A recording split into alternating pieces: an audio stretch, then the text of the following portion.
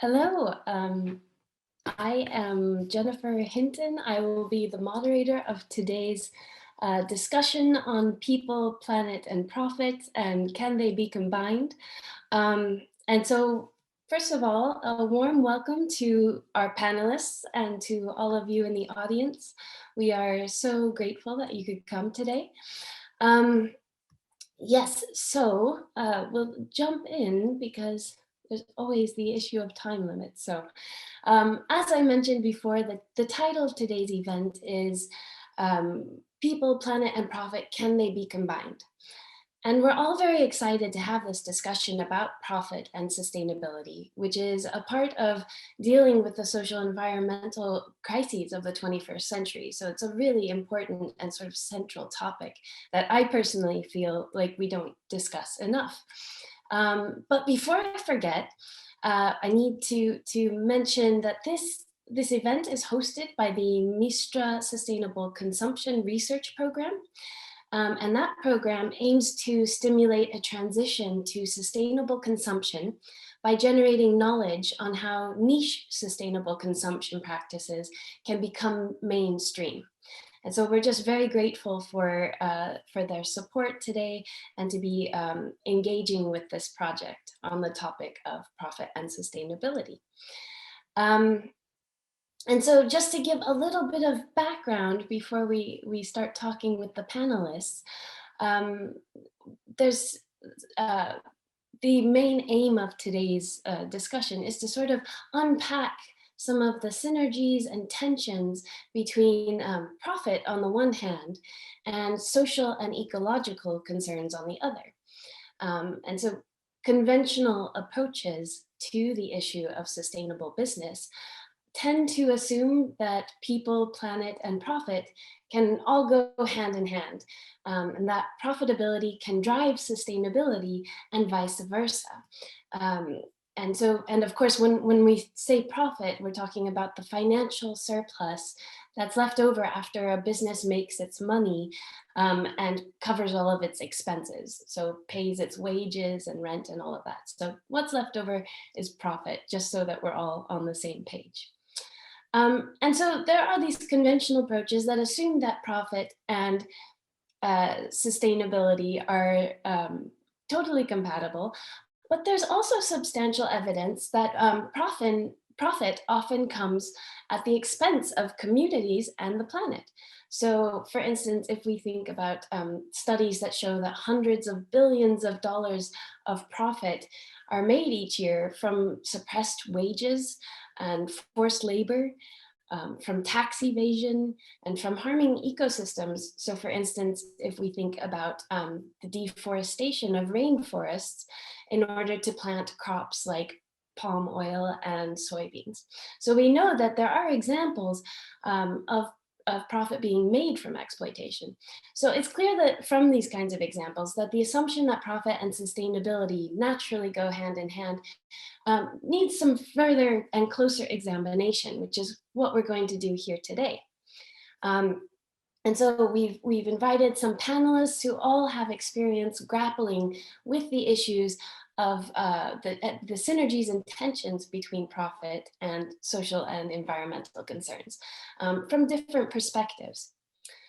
It's perhaps worth mentioning briefly that I have actually developed a theory on this topic of profit and sustainability called relationship to profit theory. You can look it up if you're interested. But today's discussion will focus on gleaning insights from our panelists.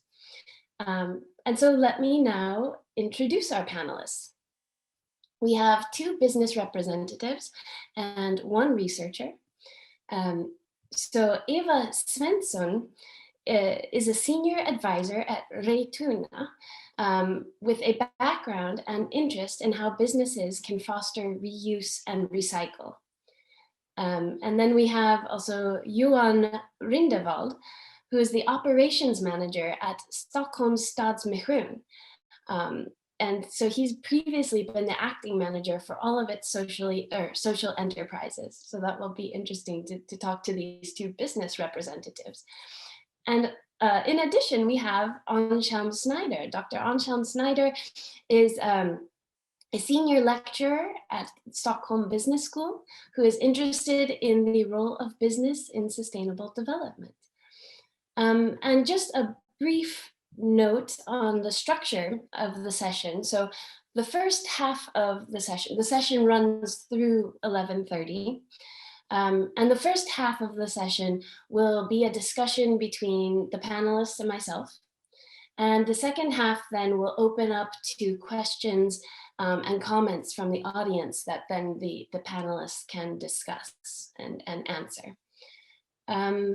So I would like to give a round of sort of opening statements from the panelists on the topic, just to please give us a little bit about your work and reflect on the question of what is sustainable business and what makes a business sustainable. And we'll start with Eva and then go on to Johan and finish with Anselm. And I've also asked Anselm, as the only researcher in the panel, to sort of reflect on what the two business representatives have said from his vantage point as a researcher. So let's move on with it then. Eva, are you ready to tell us a little bit about your perspective? Yes, I am.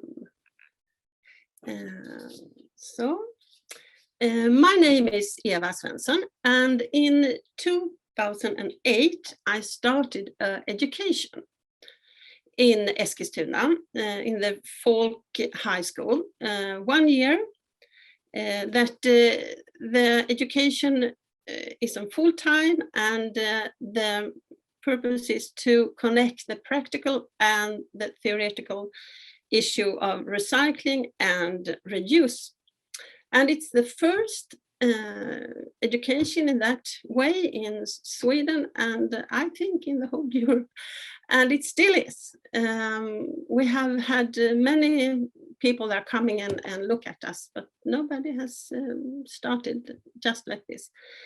There are similar, but not so theoretical that we are. That was in 2008. In 2012, Eskilstuna became the most the best environmental town in Sweden. And there were political persons that really worked for the environment, and there were many people in the town office that also was very working with those questions. And in that time, it was a very in EU, it was a very big issue to bring down the waste. So they took a decision in 2012 to start a new thing, a new, all new way to take down the waste in the town. So there wasn't anything like this in the whole country. So we started to think in different groups in the town, and because of that I had the education, I went to be in one of those groups that discussed what shall we have, how will we do, shall we. And we, from the start, wanted to sell things. That was and repair and reduce things. That was the main thing. But how? Shall it be a big house for charity? Or shall it be a big house for people that are long away from the labor market? That thing we discussed for years.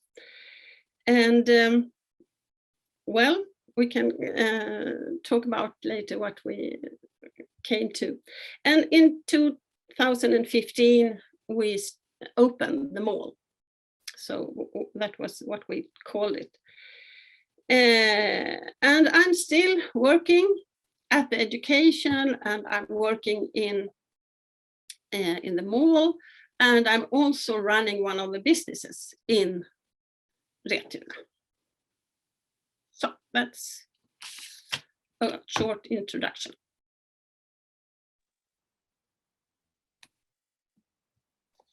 Great. And while you're still in the spotlight, Eva, can I ask, just to clarify for the audience, what exactly is Retuna exactly? I mean, you mentioned it's a mall. Can you give us a little bit more information about what Retuna is? Yes. It is a place where the citizens of the town can come to with their waste and with things that they think maybe someone else wants to have this. And then they, in a very easy way, can bring it to us. And we take care of it and sort it out. Most of it don't work to sell, but many things works to sell. And then we sort it out, and we have the stores in the house that have told the men and women that sort it out what we want to have. For example, my store has books. So all the books come to me, and all the things for children goes to a store that sells children things, and so on. And then we, as a store owner, takes what we want from the things that the staff has sorted out, and we sell it. Very cool, very cool. So it's like a mall, but full of shops that are selling reused, or they're selling used items then. Yes, yes. And it wouldn't have worked if the people in the town didn't give us things. So it's you can say it's the whole town is part of this concept. Okay, great. Great, thank you so much for giving us an introduction.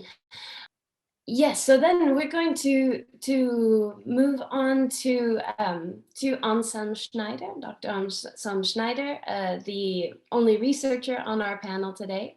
Anselm, can you tell us a little bit? You don't have a business that you're running, but could you tell us a little bit how you see sustainable business and how a business can be sustainable? Thank you so much, Jen. So my video is still deactivated. Okay, sorry. Okay, yeah. Hi. First of all, thanks so much for making this possible. Thanks so much for inviting me, Jen. My name is Anselm Schneider. Yeah, I'm teaching on sustainability-related issues, researching on these things, and thinking about these things since quite a while. And therefore, it's a pleasure to have the opportunity to discuss these things today with all of you. I mean, first of all, the question, what makes a business sustainable? I think, I mean, that's the like $1 million question. But I think in the end, we can break it down to a very, very simple thing. Namely, it is a business that doesn't do any harm. Because as you mentioned in the introduction, Jen, a lot of profit is made out of exploitative production conditions, and that's basically the problem. And we see environmental issues, we see social issues, and basically I think a business that does not cause any harm can be regarded sustainable. Whether it does good or not, I mean, that's another question, but in the end I think it is a business that doesn't do any harm, neither to business, neither to the natural environment nor to society. I think that's the pretty simple thing. And without becoming too technical, I think it's helpful to use this notion of negative externality from economics, which is basically about cost that is produced by business, but not included in the internal cost calculation. And I think that's the main issue about sustainability. So business make profit, and through their operations, basically they cause harm, they cause cost that is not borne by the business itself. And I think that's the core problem. And the question is, how can we rethink business in a way so that it doesn't cause cost for its environment, basically, be it social environment or be it the natural environment. I think it always boils down to this question of negative externalities. And I mean, I might already start reflecting a little bit on what had been mentioned mainly by Eva, and I might come back to Johan later, if that's okay. Because I mean, yes, what I found intriguing with what Eva mentioned is that basically it is an attempt to rethink what business, what consumption, what production is all about. It's about experimentation, and I think that's the crucial thing when it comes to rethinking business, finding more sustainable ways to business. Because currently we as a society, we as individuals, we don't know actually what it is, what it could be. And so I think it's crucial to find new business models. And I think these business models cannot be conceived or constructed on the desk theoretically. It's about practically finding alternatives. It's about experimentation. And I think the example raised by Eva is an excellent example of individual people collectively attempting to rethink what business, what production, what consumption is all about. And I think through a multiplicity of different experiments, it will be possible to find new ways and to overcome these inherently unsustainable forms of production and consumption that, I mean, are spread all over the world and are still spreading.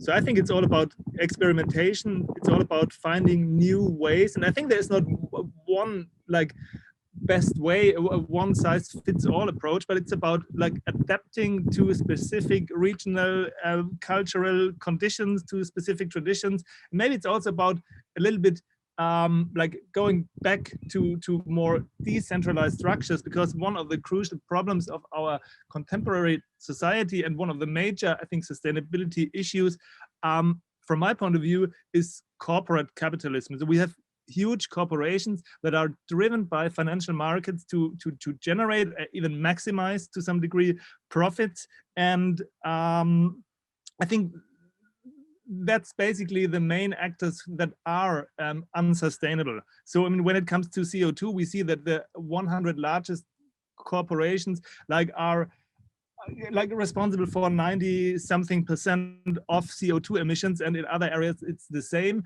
And this idea of profit is tangible, like it's a crucial thing within corporations, but the idea of profit generation, increasing profits, maximization, then spreads to society as sort of a myth, but a very powerful myth that basically drives unsustainability. And I think it's very much about going away from large corporations to more decentralized local forms of production that are potentially much more sustainable than what we experience currently in our society and our economy. Great. I might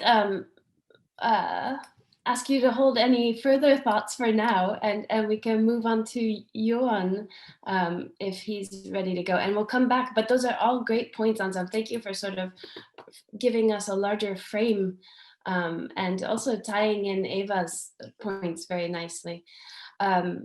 Johan, are you able to speak now with the headset? I hope so. Otherwise, I will have to change my computer. But no, it sounds better, I think. So sorry to have had to cut you off like that, but we're ready to hear again about Stadsmission. Yeah, it's no problem. I will say for the audience that we did a sound check before, so I don't know why this happened. It was not us being unprepared. Like I said, but with a bit of technical study, Stockholm City Mission, or Stockholm Stadsmission, is a regional NGO. We work in the Stockholm area. There are different city missions out there all over Sweden. We are connected through a kind of cooperating umbrella organization, but we are our own entities. So my organization works mainly in the Stockholm area with some offshoots. For instance, we have a secondhand store in Retuna. I started working at Stadsmissionen in 2015, and specifically to kind of help build and develop our business area, if you will, that pertains to functional food waste and other food and non-food donations from companies. So As Jennifer said in the intro, I was interim operations manager for all of our social enterprises for a year 18 to 19, but my regular role is in the business area of food waste. I will mention that Stockholm City Mission is kind of old.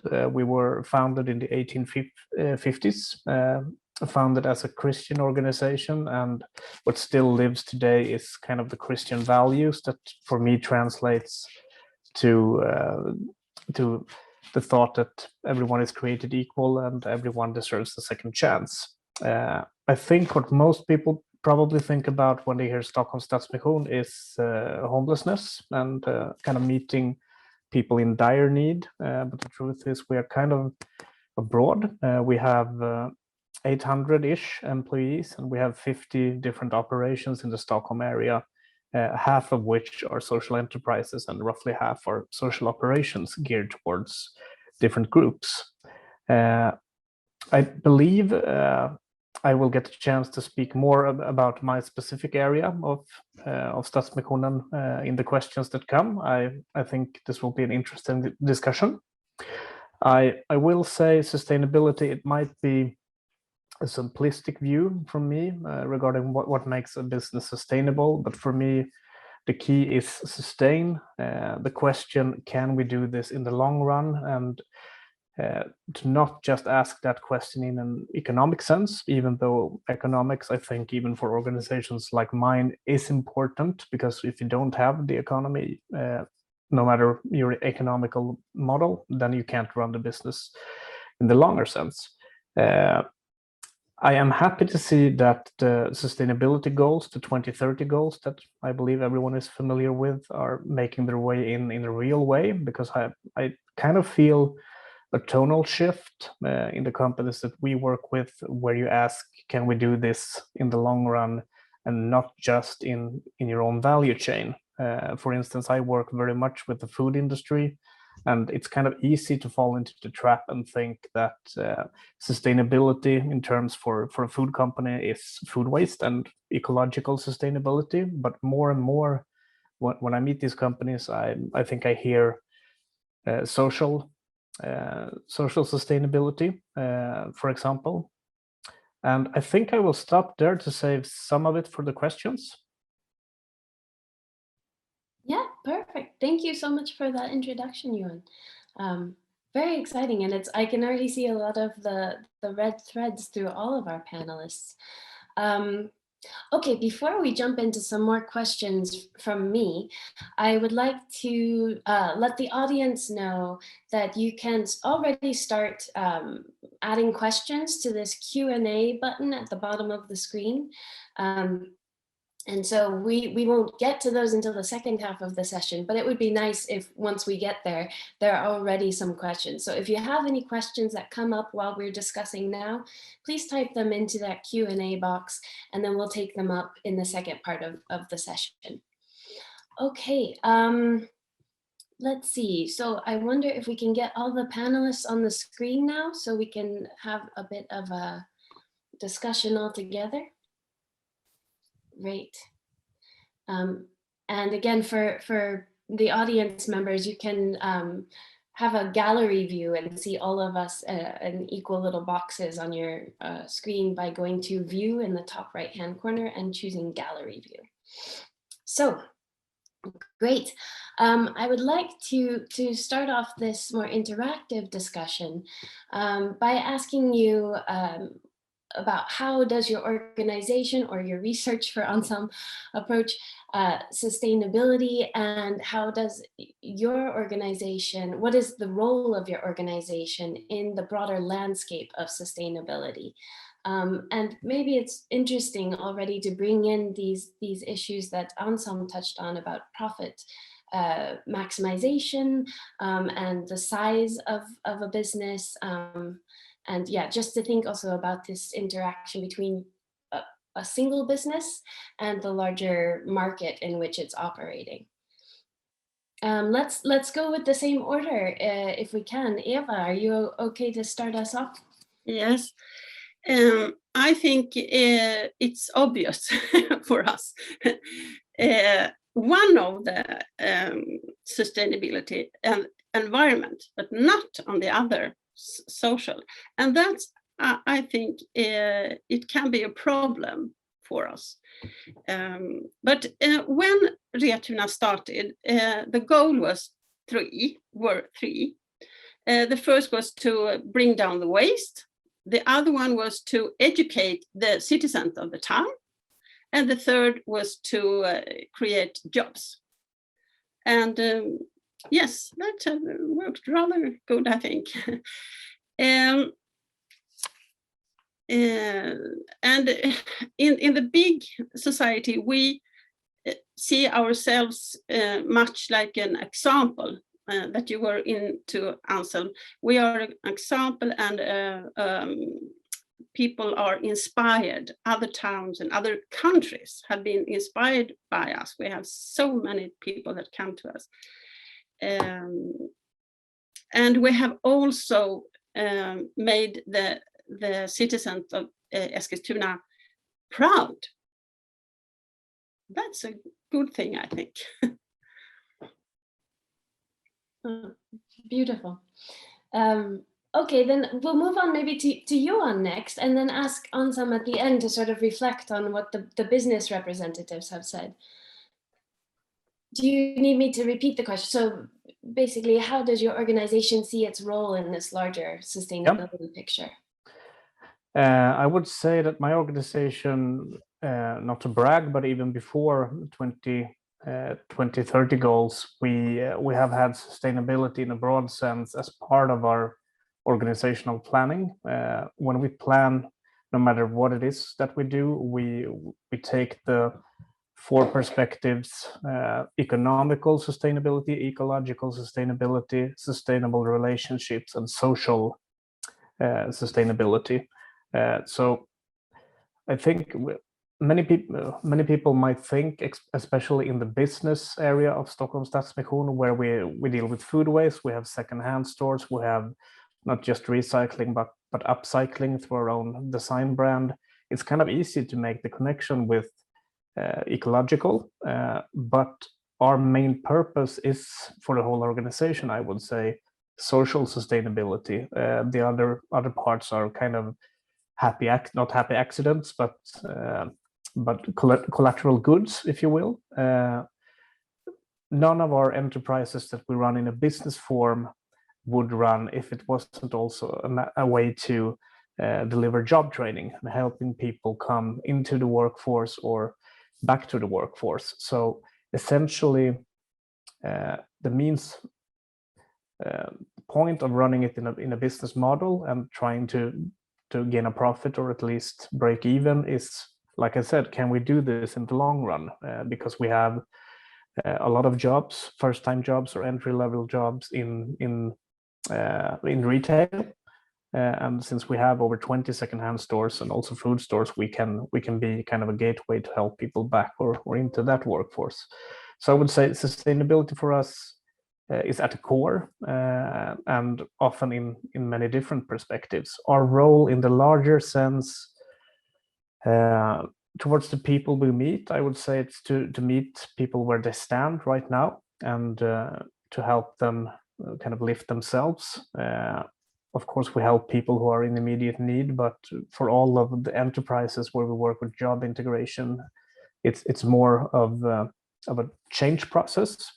We speak of 3 main processes sometimes that we are either educating or alleviating or changing. So for the social enterprises, it's more of the change, and the social perspective it's at its core, but the economic and the ecological are very strong. For my area, working with functional food waste, I have a lot of connections in the food industry. We are dependent on them to want to work with us. So sustainable relationships is kind of high on my priority list as well. And speaking for specifically my business area, I would say that our role in the larger sense is also to help these companies to be a natural partner, of course, within their own value chain with functional food waste, but also kind of bring the social sustainability to the agenda. We have EU accepted goals for food waste that say that, of course, the best thing you can do at the top of the pyramid, if you will, is to make sure there is no food waste. The second best is to make sure it's consumed by someone. So what we do basically is add by someone who is hungry. So we're not claiming to be experts on food, but we're experts on where the hungry people are. So hopefully we are an attractive partner who will help other actors reach another level of sustainability. I will say, I'm sensing I'm rambling on here, but it's kind of funny.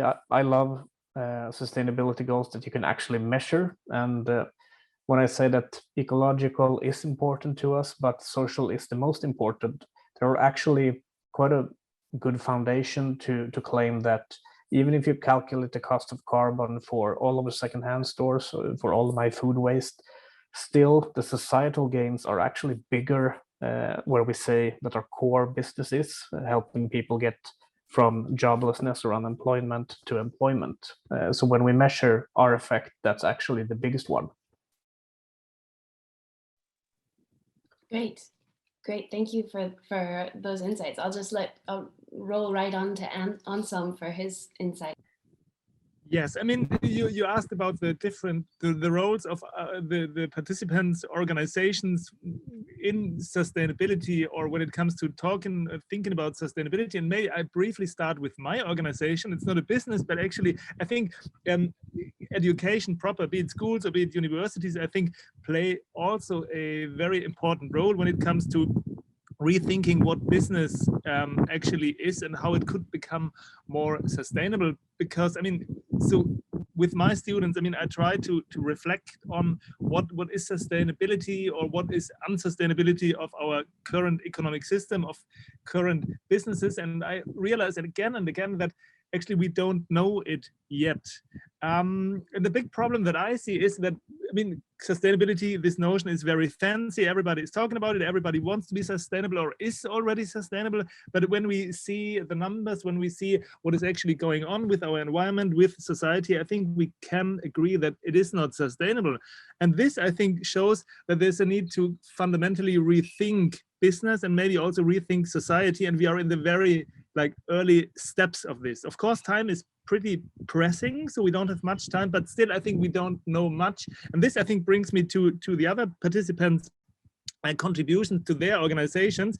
I think, as I already emphasized previously, it's about experimentation. It's about rethinking not only business or organized economic activity, but it's actually about rethinking more fundamentally the ways in which our economic system, our society is organized.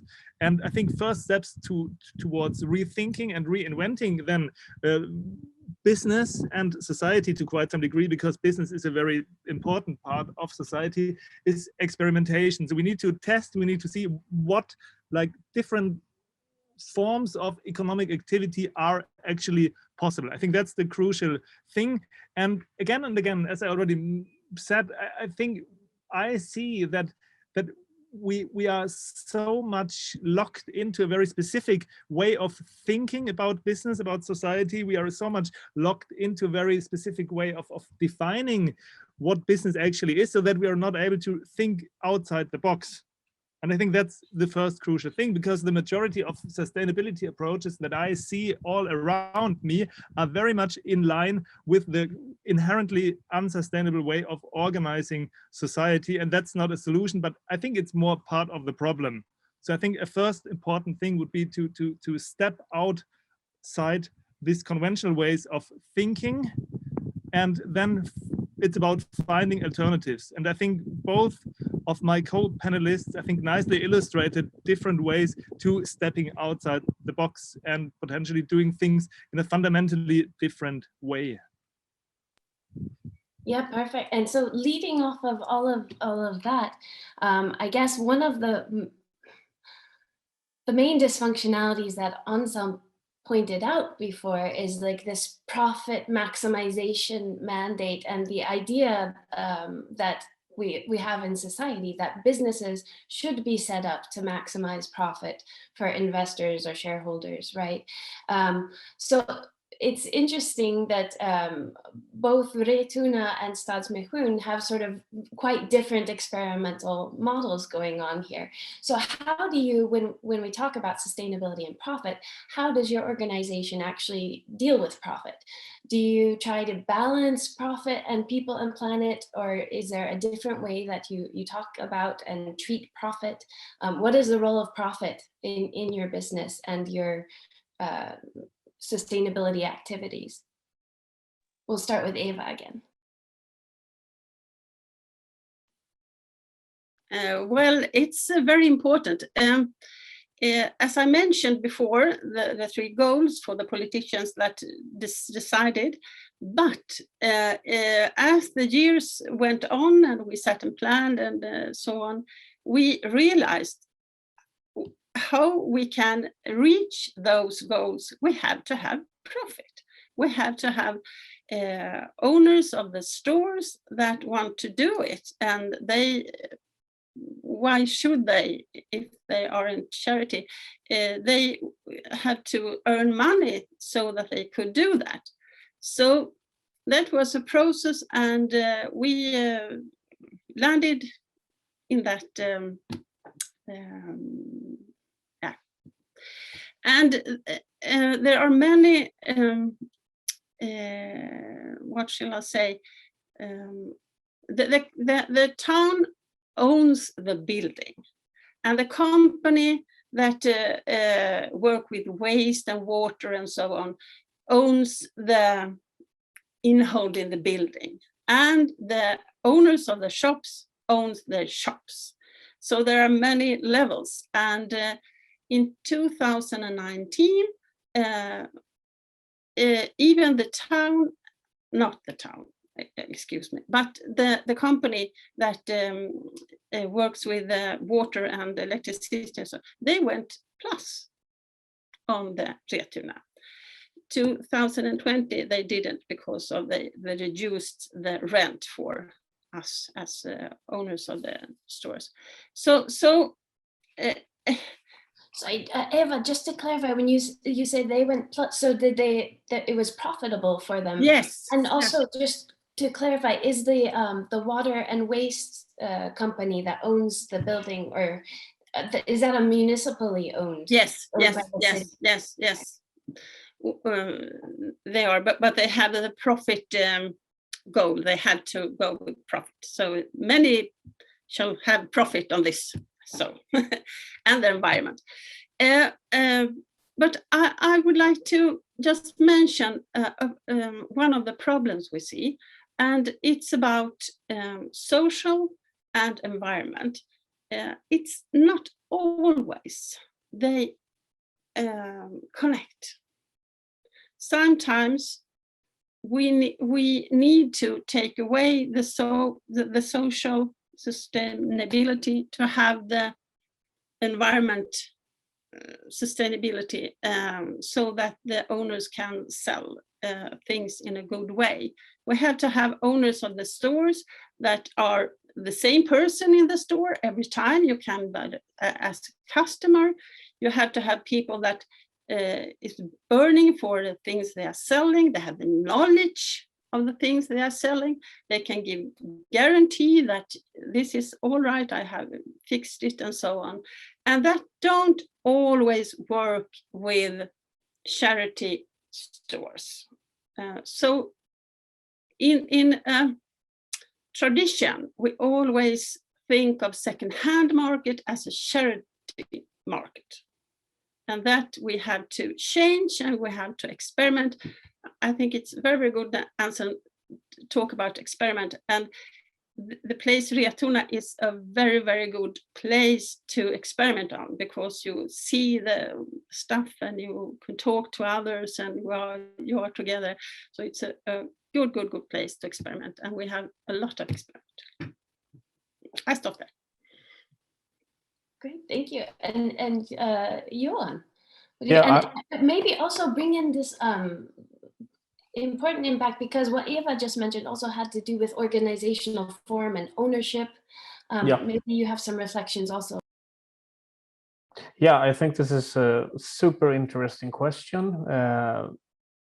mainly because I spent many years in regular retail before joining up with Konstatsmission, and I would say that when it comes to profit, we kind of have the problem of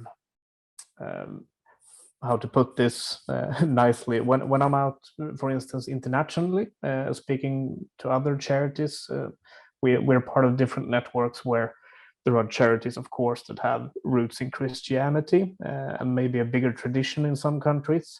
It's not uncommon to actually question the fact that we sell things, that we have a revenue.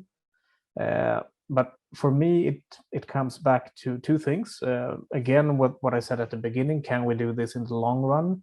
I mean, we're an organization, when you talk about structure, our income comes from three main sources, I would say. It's from sales in my part of the city mission, and from the public or the state, where we compete against other actors to run housing, for instance. And finally, and what I believe we are most associated with, we actually get donations, quite a lot of donations. So with donations comes a responsibility to be careful with the money, to do the right things, to be effective and professional, yes, but not to waste or be too indulgent. So for me, when I look at our organization, or even my business area, most charities have an operation where they collect food donations and they deliver them directly to people. And we have taken a different approach where we have social supermarkets. Social supermarket is a model that's been around for kind of a long time, but we were the first in the Nordic countries, where we allow people who live in relative poverty. That's actually a term, and it's bigger than you think. It's 1.4 million people in Sweden who live in what we classify as relative poverty. We have stores where they can shop for about 30% of what the goods cost at Willys, for instance. So we're not like super low price, but Willys is kind of low price, and we go 70% off from that price. And the revenue from those stores actually fund our version of a food bank. It's not a food bank where people come and collect food packets, but rather a business to business charity, if you will, where we deliver food to, I think it's right now 6 different organizations, not just our own, in the Stockholm area, 25 different operations, and the food is always free. So we've rigged this way because I see a danger in the fact that if you count on charities to redistribute food, you have also got to take into account that this is, if you just do that, just redistribute, is something that costs money. And if I'm on the board of a charity, and sooner or later it comes down to what will we cut, it's not for certain that food is at the core. I mean, many of charitable organizations have targeted groups, be it the homeless or other groups. So that's one part of the sustainability for me lies kind of heavy in the financial, because that's the future-proof part. As long as I have an income from my social supermarkets that in their own food waste ecosystem funds this food bank, then I can also guarantee that it will go untouched. And this also gives me an excellent pitch when I want to work with someone in the food industry, because it also allows us to deal with both consumer packaging in the supermarkets and for bigger kitchens, since we deliver to operations that typically serve a lot of meals and need much of the same thing.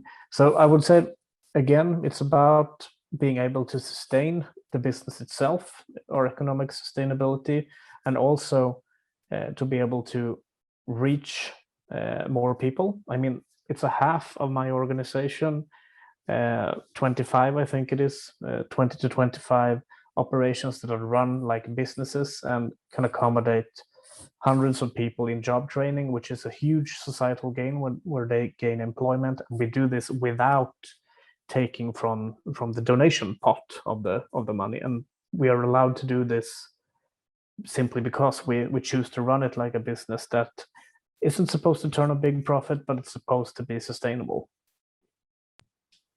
Very, very nice hearing about these models on the ground and how you guys deal with these issues. I need to, before Anselm reflects, I want to quickly remind the audience, because we've got a lot of questions coming in for the next part of our session, that the audience members can actually like different questions. And so if there's a question that you like and you would like to see answered first, then you can like it and it will move up in the prioritization. Okay, so Anselm, please, with your reflections, and then we'll move on to questions from the audience.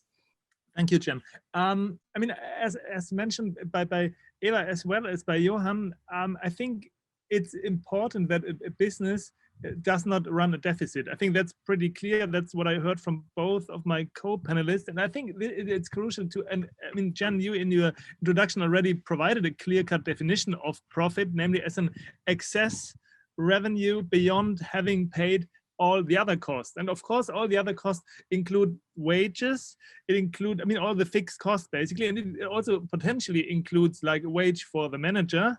And ideally, it includes like a reinvestment, all these things. And I mean, profit, as I see it as problematic, is basically what comes on top. And what I see in contemporary businesses and what I see as one of the core causes of unsustainability is the perceived pressure or duty even to increase or to maximize this excess revenue, this profit, which is like infinite. I mean, it's not defined, because on the one hand, we have all the fixed contracts with, like, I mean, employees get a wage, suppliers have a certain cost. So we need money, of course, in a business to sustain the production process. We need to meet certain demands, but what comes on top is not fixed. It can be increased again and again indefinitely, basically.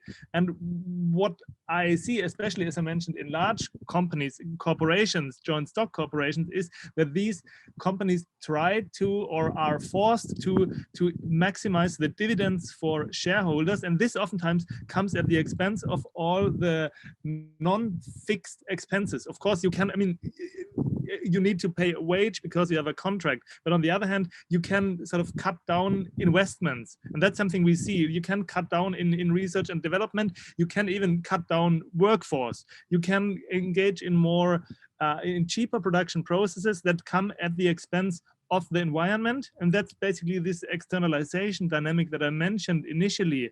And I think that's the problem, because if there is a value that can be maximized, increased indefinitely, then it comes at the expense of something else, and that's the problem. I think we all agree that there is a need to have a stable income for a business to sustain itself, to basically meet the demands of all of its stakeholders, but these are fixed claims, more or less. But as soon as we start to maximize something, it comes necessarily at the expense of something else, and that's where, in my opinion, the imbalance lies. But I think the intriguing thing, of course, is that most companies are not joint stock corporations like these big RBs in Swedish. Like it's not corporations, but small companies. But nevertheless, there is this persistent myth that companies need to maximize profit. I mean, when I meet students, oftentimes I've ask the question, what is the purpose of business? And then they say, maximize profit. I say, what? But it's a small business. You are maybe the owner even. You don't need to maximize anything. But it's a very pervasive myth, which even then lets students prioritize money over other things. And that's, I mean, it's a puzzle. I don't know where it comes from, but it's so all pervasive. I think that's one of the core issues, I think, that we need to tackle, that business is not about money primarily, but it's about sustaining society. It's about meeting needs of different groups and not primarily about money. I mean, money, of course, is a necessary means of coordination in modern societies. We all would agree, I guess, at least to some degree, but it's just a means and not an end in itself. And realizing this, I think, is maybe one of the core issues when it comes to thinking about sustainability, because if we put money first, other things come second. The things that are coming second is basically society, it's the natural environment, and that's one of the core issues, I believe. Great, great insights. And Johan, you had your hand up to respond to that. Do you want to, if you can quickly respond, because we're now eating into the question time, but yeah, just very briefly, I was gonna say I get carried away, so I forgot to mention stuff. But even though I spoke a lot about profits, I think key here, kind of leaning into what Anselm is saying. We also are becoming better, and I think all of us can do even better to talk not just about profits, but trying to put a number on gains, not only to offset negative effects, but when we talk about our business, we talk about a sustainable economy for sure. But if you just take my rather right now small business area with 2 supermarkets and 1 food bank, we can actually track about 40 million in societal gains on an enterprise that has maybe, I think, from the top of my head, a quarter of that in revenue per year. So I think this can grow substantially if we agree to a common language to talk about this. oh, very interesting. And that's also brings up another interesting question, which we can't get into right now, I guess, but something to have in the back of our minds is should we even be counting social and environmental benefit in financial terms, or does that make the financial mindset even stronger? But we can maybe work that into some of the answers to the questions posed by the audience. And so the first question, so the audience members have been like upvoting questions, and the top question at this point is, what are the incentives for companies to be sustainable in a profit-oriented market? The sustainability work is limited by what can be done within the realm of profitability. So what do you think about that? And let's do our normal order with starting with Eva.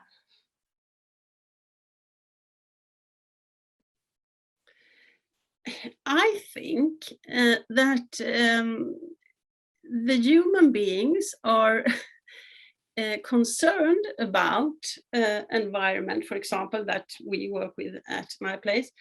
And I can't talk for everyone, but my store, I sell books. I couldn't stand that the books went and were burned. And nobody in our town took the books to sell. They said, stop, we have enough. So I couldn't stand it. And that was my, that's why I started. And people said, oh, you can't sell a book, it don't work. It works. If you have the knowledge and if you give a little, and take a new model for selling, which I have done. So I think we have many people around in the society that want to do something for the environment or for the social, for people or so on, and they haven't been in Anselm's courses because they have other value in life. I think it's not so hard, I think. Great, Johan. I'm sorry, can you repeat the question for me? Sure. What are the incentives for companies to be sustainable in a profit-oriented market? Because the sustainability work is limited by what can be done within the realm of profitability, this questioner says, which it's interesting. Eva's answer basically challenges that assumption, saying, well, actually, a lot of people are incentivized for different reasons or by different things. Yeah, trying to kind of to lean into it and be a bit more on the not positive side, but affirming side. I think that we are getting to a point where consumers are more and more enlightened about sustainability, not just ecological sustainability, but for instance, conflict minerals, stuff like that, is becoming a factor when consumers make the choice. We still see that it's not that important that you disqualify a company completely, but the discussion is coming, and I think that's very, very interesting.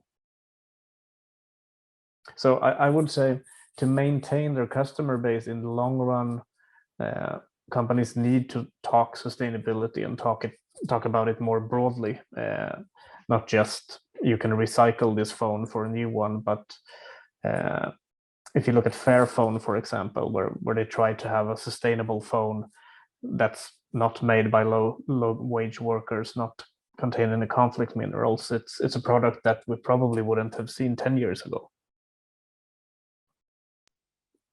Great, yes, and so I guess both Eva and Johan's answers sort of tap into, well, there are other incentives, and Johan added to that by saying, well, there's even market pressures that are pushing companies away from just these financial incentives, right? What is your take on all of this, Anselm? Well, I think to some degree, part of the answer is already hidden somehow in the question, because I think we need to distinguish between different levels of analysis when we talk about sustainability from my point of view. So on the one hand, we have this individual and maybe company level, and then we have this systemic level of, profit-oriented market. I think that's basically the most crucial part of the question.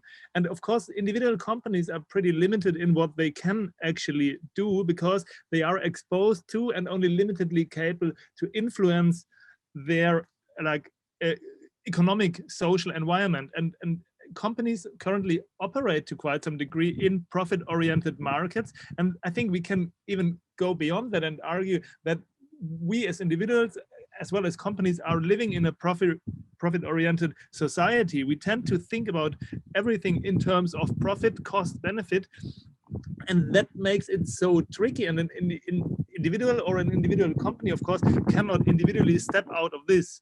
And therefore, I think, they can, of course, start to do things differently, but it will be a niche, like illustrated by both Eva's and Johan's examples. But I think what would be necessary in the long or maybe not so long run is a systemic transformation towards a system which is maybe not a market system anymore, but something else. I mean, I'm not saying that we should switch to communism or whatever, but the current emphasis on profit-oriented markets, I think that's exactly this crucial notion. Profit-oriented market is the problematic thing, and therefore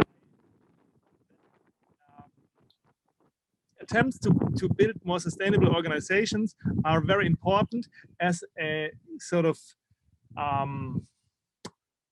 shall I formulate it, as a first step towards then reforming society and markets more specifically. But I think that's very crucial, and that's the big issue, because due to the systemic pressures of profit pressures, basically, I mean, companies are oftentimes very constrained, and then we come to an issue that had been raised by Johan, namely the consumer and their capacity to actually make businesses and society more sustainable. I think there is a potential, but on the other hand, it's limited, because what I see mostly is that if consumers have the possibility to choose more sustainable products, then it comes at a premium. And this is exactly this cost, which, I mean, so I think being sustainable is usually more costly. If there is profit pressures, you cannot reduce your profit, but you need to get the money from somewhere else, and this is the price premium that you put on a sustainable product. Because if you compare conventional products and sustainable products, like, I mean, in the huge majority, the sustainable products are more expensive, and that's something that you can afford if you have enough money. But we see that in society, I mean, wealth income imbalances are rising, therefore it's a luxury product. And I think that's a problem, because sustainability should not be a luxury, but it should be, like, I mean, standard. There shouldn't be anything else. And as long as it is a luxury product, a niche product, I think there is a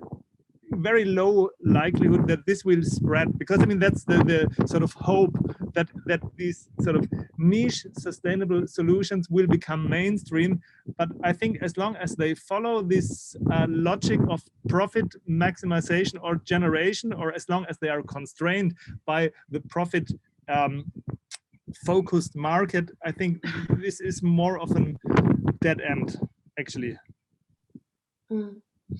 Yeah, so then the profit-oriented market is itself one of the key problems, rather than how can we make sustainability happen within the profit-oriented market. we basically need to transition away from the profit-oriented market is what Anselm's answer, and it sounds like Eva and Johan both touched on to some extent as well. Which leads nicely into the next question from the audience, from Arthur Perry, who says, so Eva mentioned the service to the community as an important factor in the perception of success for Reituna. Do the other panelists also see a similar role for a broader definition of community value creation as being a new measure for business success, perhaps even replacing profit as it's currently understood as the definition of business success? So we'll start with Johan again. To some Oh, unless Eva wants to respond to that, but it's kind of based on Eva's insight already. So. To some extent, I would say, maybe not completely, but when you look at social impact bonds, for example, that's a model I would like to see more of, to both measure the effect of an enterprise in a sustainability sense, but also for social enterprises as a funding model. That's a nice way of turning your head away from just profit. I think in general also community support often translates into facilitating actually running your business. For instance, it's way more easy to have a social supermarket where we have certain risks of a stigma, since our customer base are by definition a certain group, people with low income or people who live in relative poverty. And I think we're not as dependent, since we work mainly with companies for our product, for our products that we get. But I think one of the best things I've seen in my 5 years at Stadsmissionen is when the community gets engaged. We've had it in the form of an anonymous donation to be able to give a discount for everyone the day before Christmas, for instance. We've had questions about visits from the neighborhood where our stores are, to kind of see what it's all about, both the food waste part, what is the picture of food waste in Sweden, but also the poverty part. I think, speaking for myself, when I came into this job, it's the part that actually shocked me the most. When I said at the beginning that we actually have a term, relative poverty, and we have almost 1.5 million people living in it. It's not something that you see in the same way in Sweden, and I think just in my idealistic view, this type of like social supermarkets and those types of operations can also be eye openers and get people to engage in discussions with where they regularly buy. What are you doing to combat food poverty? What are you doing with food waste, for instance? And to ask broader questions as consumers, I would say.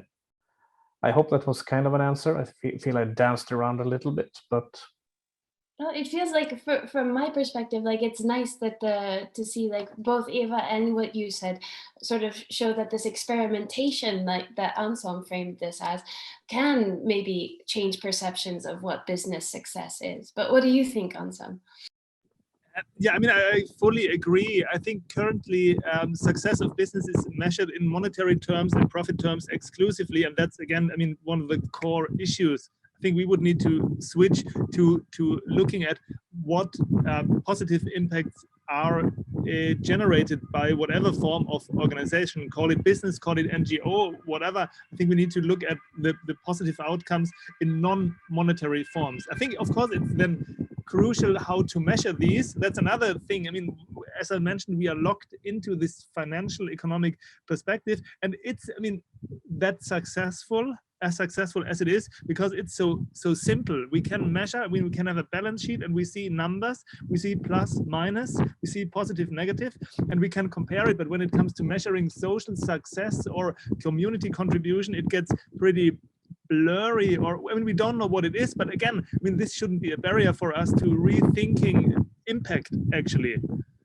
And so, yes, of course, I think it's crucial to redefine what impact actually is all about beyond monetary factors. And again, I think it's not about abolishing money. I think money is a pretty helpful tool, even like for exchange, but also for measuring things. I think we cannot do without money, but I think it's about rethinking the role of money and the relation of money to other things, and the question whether it's a means to attain some end, or it's an end in itself.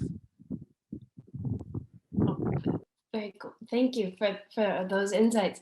I'm also trying to keep track of the questions, and I wondered if I could maybe combine a couple of questions. Oh, Ewan had a response to Anselm's insights there. No, I was just going to spin further along on the same thread, I think, regarding, well, community pressure is one thing, but we also need to see, I'm mainly positive, like I said, since we're seeing the 2030 goals being discussed in a broader sense, but I think it's also telling that more often than not, and I'm not pointing my finger at a specific company, but it's interesting to me that the sustainability unit or operations are very often sorted under communication. Very few companies actually have it in the distribution part of the company, if you're that kind of company, or in the market part. We need kind of a tonal shift here. It's not just for marketing and for communication. It is an actual big part of the value chain. Yes, and I think that's where a lot of the critique about greenwashing comes in, is that, you know, that sustainability has so often been treated as a PR, you know, thing, or a communications thing, rather than something that actually changes the way that businesses operate. Very important point there, Ewan. Okay, so I'm gonna go back to some questions from the audience. There's a very specific question from Sachiko, so Sachi, in the questions, she says, for Reituna and Stadsmission, are your operations somewhat dependent on other unsustainable practices of other companies and consumers? So for instance, for Reituna, the fact that people are buying new stuff so that they sell things that they can still use. Or for Stadsmission, food waste because of the way supermarkets are organized.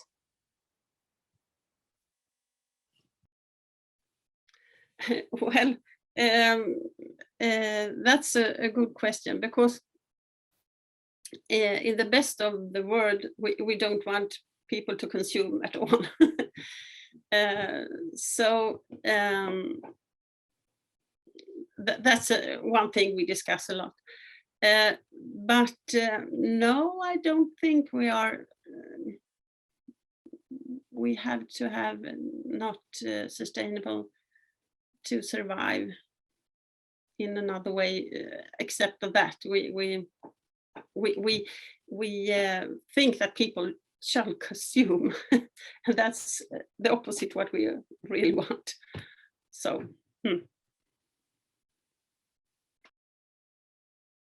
And Johan, your turn. Yeah, I also think this is a great question, because it's something that is becoming a discussion. I get the question now more than I did maybe 2 or 3 years ago, because if you kind of look at it in a certain way, my whole operations in food waste are based on non-sustainable production, and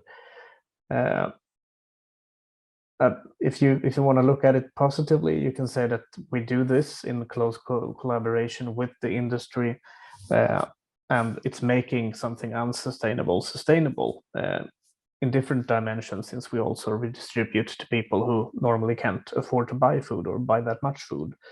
But it is an important question, I think, in the long run for my type of organizations. Are we kind of making a system permanent where there is unsustainable production, and at the same time, I mean, right now there is a bigger need than most people think to actually help people afford food, good food, and food that they want to eat. Food poverty is not just not being able to buy, but also being poor, if you excuse the expression, in everything to do with food. You can't afford to eat out, and can't afford to buy everything you want and stuff like that.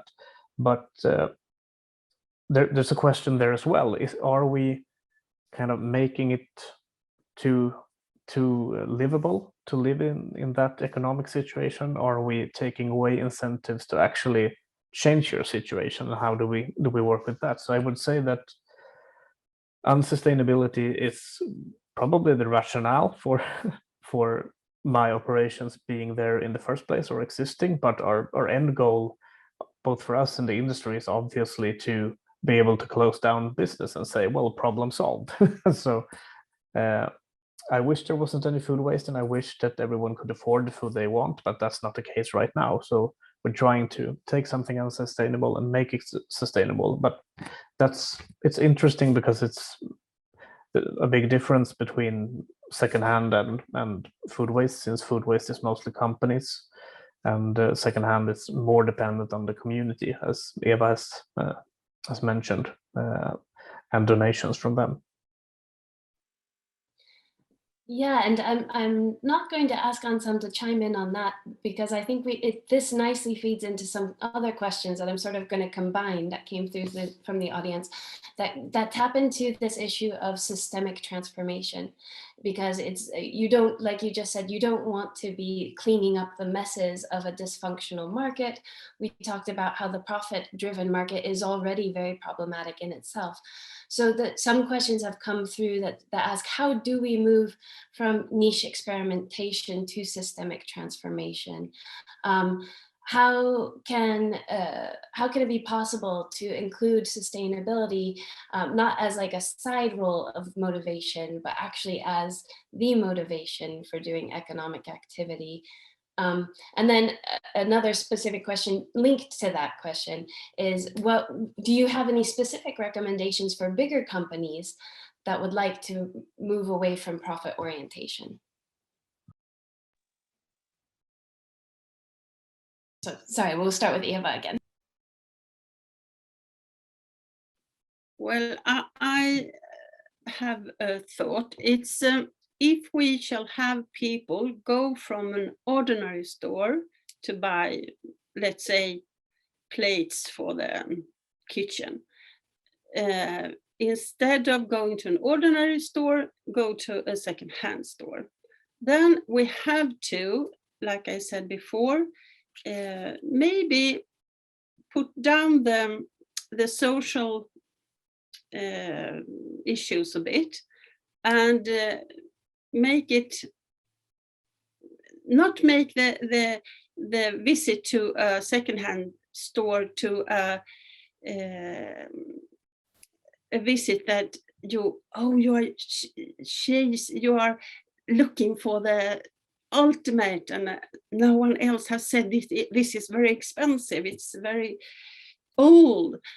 So you have to put down that cause why you go to a second-hand store, and that I think you do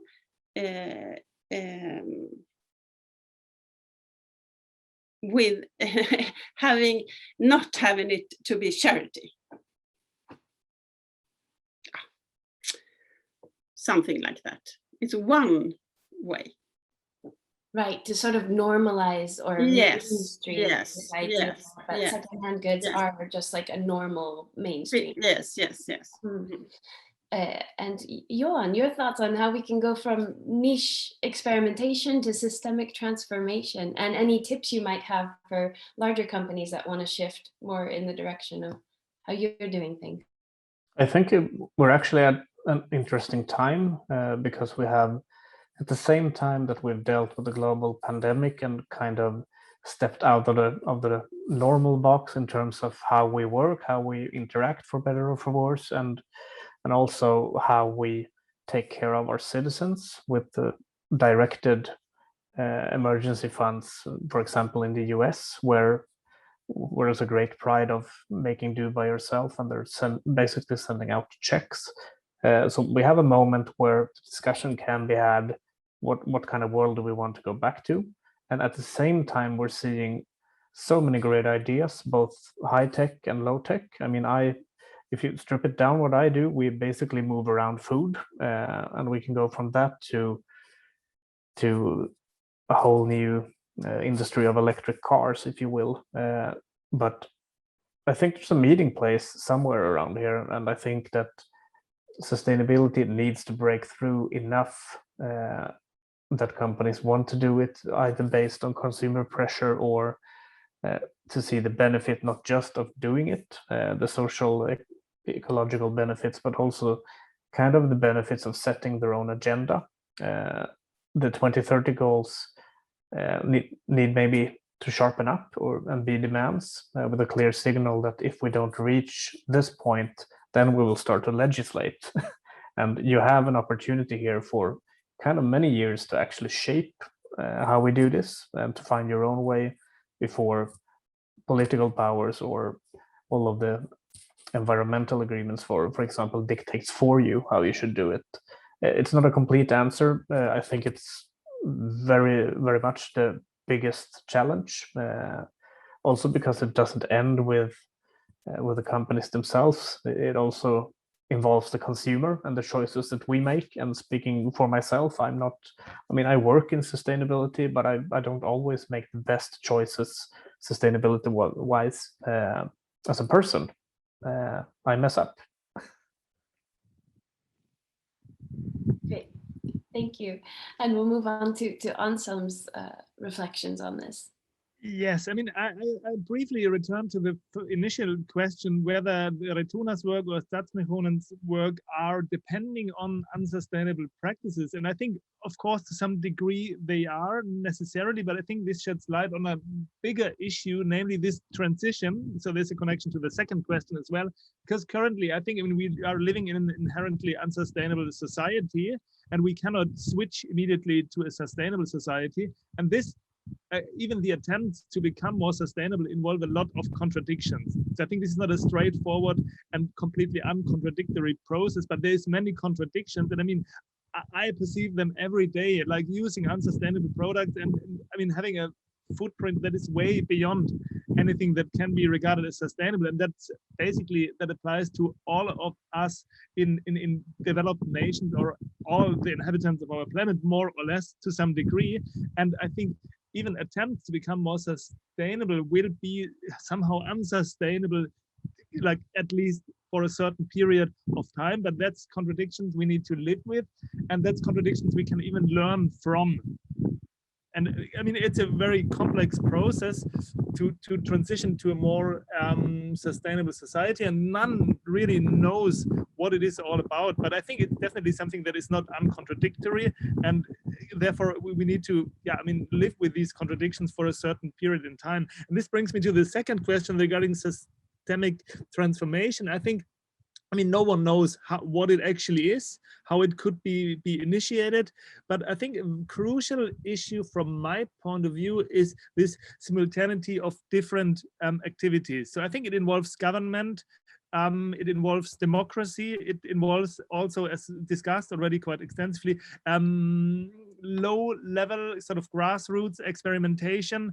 It involves education. And I think it's so many different issues that ideally would change, that at some point, sort of from a systems dynamics perspective, we would switch to another stable state, because currently the state, not governmental state, but the situation in which society as a complex system is locked into an unsustainable state, basically, and there's a need to switch to another state. And from a systems dynamics perspective, we could argue that if there is enough factors pushing the current system to another state, then we will have a switch, however this looks like. That's a tricky thing, very complicated. We don't know many of the details, but I think from a sort of overarching macro perspective, it's a question of initiating change from many different angles simultaneously.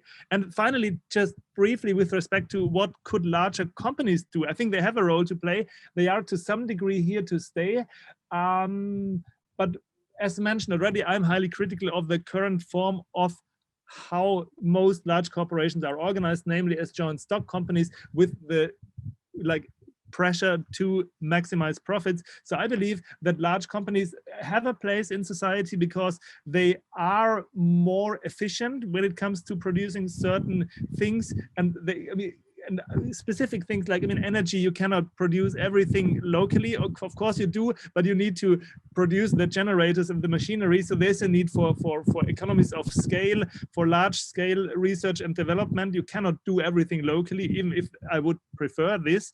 And then it comes to how we should organize large companies. And I believe that currently we have a lack of democracy within large companies. So we have basically one group of individuals, or one sort of driving factor when it comes to what companies actually do, and that's financial markets or shareholders. And I think we need to move away from this myopic focus on only one stakeholder group, open up in channels of influence for all stakeholders that are in some way or the other affected by companies. And this would be about democratization. And I mean, we see companies that do this even on a large scale, cooperatives. And so I believe that something that resembles a cooperative model is much more sustainable, at least potentially, compared to the current form of organizing large corporations.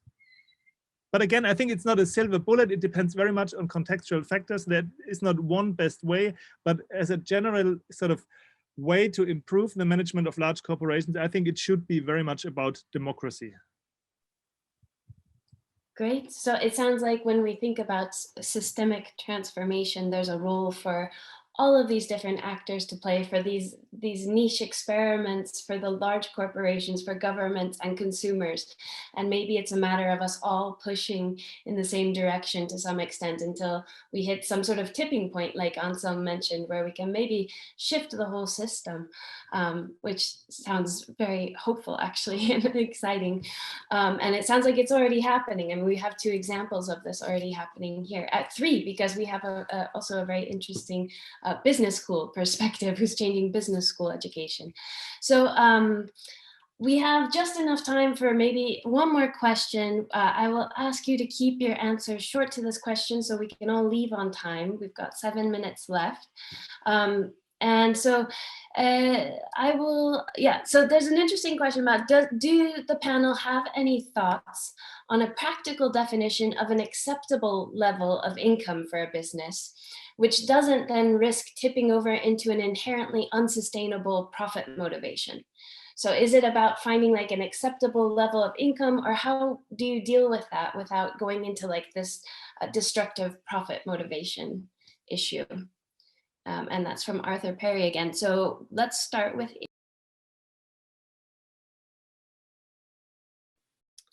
No, I don't have. I think it's different for different people. I don't have that level, no.